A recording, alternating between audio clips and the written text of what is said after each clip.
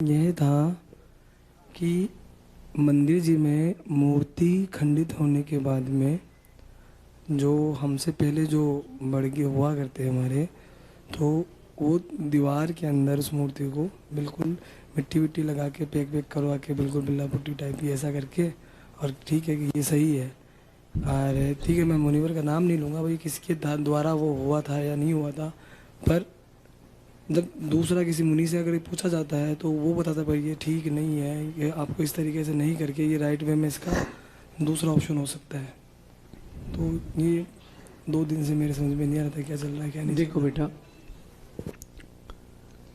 आगम का नियम है कि मंदिर जी में खंडित प्रतिमा जी स्थापित नहीं की जाती।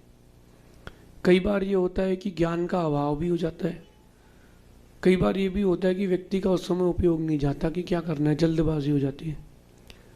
प्रतिष्ठा ग्रंथ है जैन आगम में, प्रतिष्ठा ग्रंथों में लिखा है कि मंदिर के अंदर खंडित प्रतिमा जी की स्थापना नहीं की जाती। अब किसी अगर श्रावक से वो प्रतिमा जी आदि खंडित हो जाती हैं तो उनका विधान ये है कि उनको निष्ठापन किया जाता है, उनकी उल्टी पूजा की जाती है। निष्ठापन की विधि करके उनको नदी आदि में सरा दिया जाता है अथवा म्यूजियम आदि में रख दिया जाता है ताकि अपना एक इतिहास वहाँ सुरक्षित रहे। ये आगम की विधा है। अगर कोई ऐसा कर देता है तो उससे समाज में खंडन होता है। अगर वैसे कोई आले वगैरह में चुन देते हैं, इससे समाज का खंडन होता है, क्योंकि खंडित प्रतिमा रखना एक दोष है। जिससे कभी ऐसा काम होता है उसको प्रायश्चित लेना चाहिए। अगर किसी व्यक्ति से कोई प्रतिमा जी खंडित हो गई है, कोई जानकर तो करता नहीं है, सावधानी पूर्वक हुई है, प्रायश्चित आदि लेकर के उसको अपनी शुद्धि करना चाहिए।